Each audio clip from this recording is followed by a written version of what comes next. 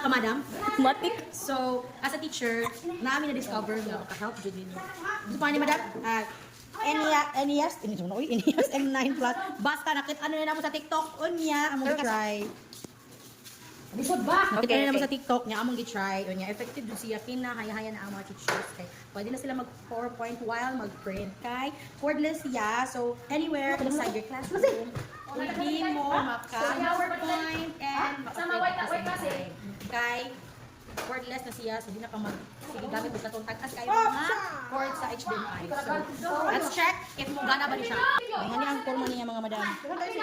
Ang kurma mga madam. Na siya ingani. Ano ang kagakit?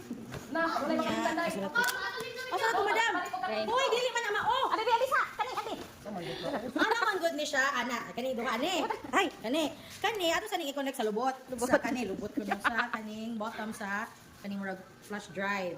Unya, kani siya imo ning i-connect dito sa murag USB plug-in dito. Then kani imo ning i-plug sa HDMI nga port. Okay, let's go, let's go. O sige, isaksak sa murag USB.